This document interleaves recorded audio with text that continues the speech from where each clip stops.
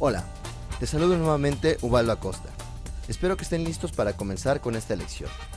A continuación vamos a estudiar el tema de la clase Object en Java. ¿Están listos? Vamos. Clase Object en Java. En Java, como hemos estudiado hasta el momento, todas las clases heredan de la clase Object. La clase Object es la clase raíz de todas las clases en Java. La clase Object se encuentra en el paquete java.lang, el cual es el paquete principal o core de Java. Y es por esta razón que no hay necesidad de hacer un import de las clases que pertenezcan al paquete java.lang. De esta manera se simplifica el uso de este tipo de clases. ¿Y por qué es tan importante la clase Object? Porque todas las clases en Java heredan de manera directa o indirecta de la clase Object. De esta manera, el lenguaje Java puede estar seguro que compartirá al menos esto en común entre todas las clases Java, y esto permite asegurar que cierta funcionalidad o características sea compartida entre todas las clases Java. Existen varios métodos muy importantes que estaremos utilizando constantemente de la clase Object, o dicho de otra manera, estaremos sobreescribiendo estos métodos heredados en nuestras propias clases. Algunos de estos métodos son el método toString, equals y hashcode. Vamos a ver a más detalle cada uno de estos métodos. Método toString. Todos los objetos en Java heredan de la clase Object según hemos comentado, ya sea de manera directa o indirecta. De manera directa si no indican la palabra extends en la definición de su clase, y de manera indirecta si heredan de otra clase, debido a la jerarquía de clases. Por lo tanto, se heredan los métodos definidos en la clase Object, como son los métodos toString, equals y hashcode. El método que vamos a ver a continuación es el método toString. Este método nos sirve para que podamos mostrar una representación en texto de nuestras clases, y al sobreescribirlo, podemos fácilmente mandar a imprimir o mostrar el estado de un objeto en cualquier momento. Si no sobreescribimos el método toString de nuestra clase, lo que se mostrará en la consola será la referencia en memoria donde se ubica el objeto actual, el cual se compone del nombre de la clase, seguido de la dirección hexadecimal donde se encuentra en memoria el objeto. Sin embargo, esto no nos dice mucho acerca del estado de nuestro objeto.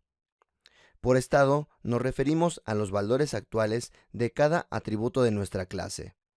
Debido a esto, con el método toString tenemos la oportunidad de mostrar una cadena con el estado de nuestro objeto, simplemente concatenando cada uno de los valores que nos interese mostrar de nuestro objeto.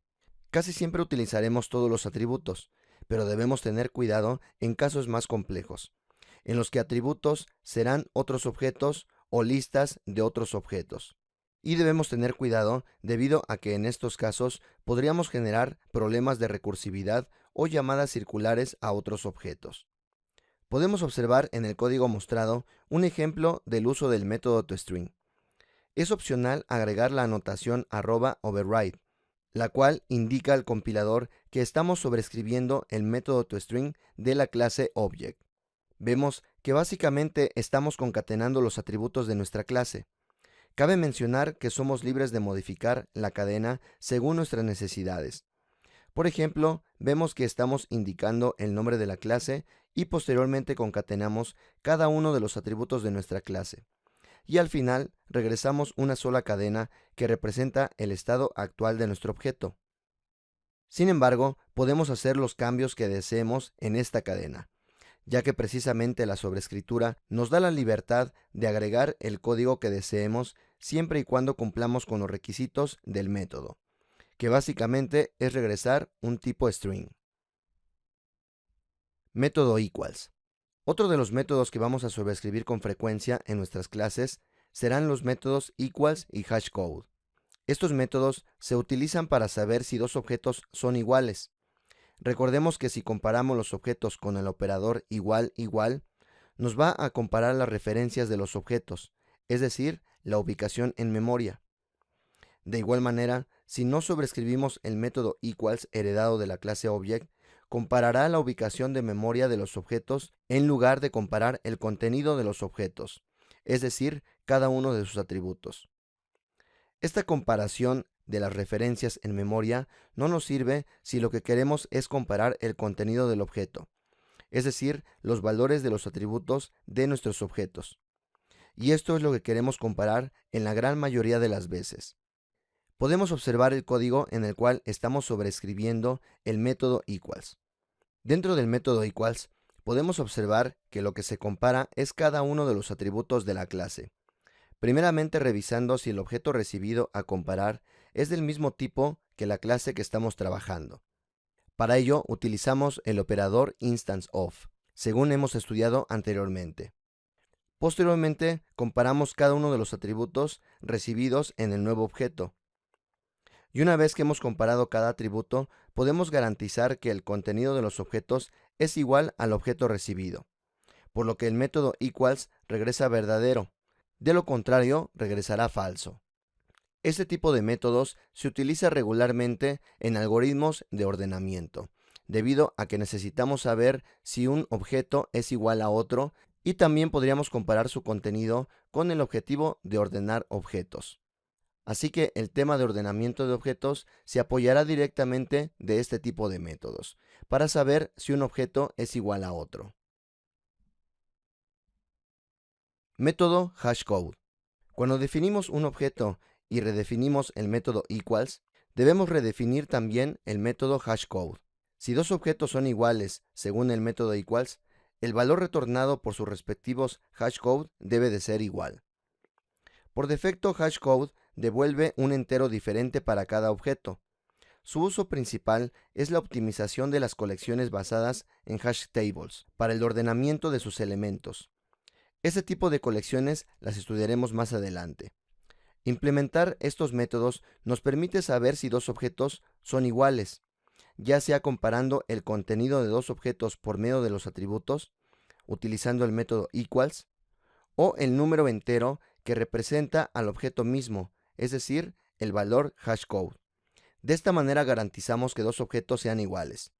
Entre más elaborado el método hashCode, más se garantiza que no existan coincidencias entre los objetos a comparar.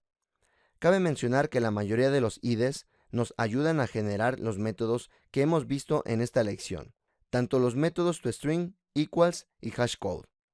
Sin embargo, recomendamos su uso únicamente cuando ya es de nuestro conocimiento este tipo de conceptos. Así que podemos observar que el método hashCode básicamente genera un valor numérico utilizando los atributos de nuestra clase.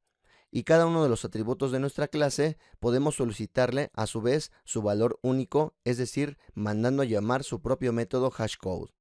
Y se utilizan algunos valores numéricos, como puede ser la multiplicación de algún número como base o algún número base de corrimiento, y así podamos obtener un valor entero único para cada uno de nuestros objetos. El valor numérico, por ejemplo, en este caso que podemos observar de hash igual a 7 o la multiplicación por el valor de 31 es arbitrario. Cualquier combinación de valores que utilicemos es correcta, ya que lo único que estamos buscando es un valor entero único utilizando en combinación el hashCode de nuestros atributos. Así que observamos que en combinación con estos valores de 7 y 31 también estamos utilizando los atributos de nuestra clase. Y a cada uno de estos atributos también estamos obteniendo el valor hashCode respectivo. Así que en resumen, cuando agreguemos el método equals, también debemos sobreescribir el método hashCode. Y el método hashCode básicamente lo que va a hacer es generar un valor entero único utilizando los atributos de nuestra clase y algunos otros valores para garantizar que estamos obteniendo un valor entero único para este objeto.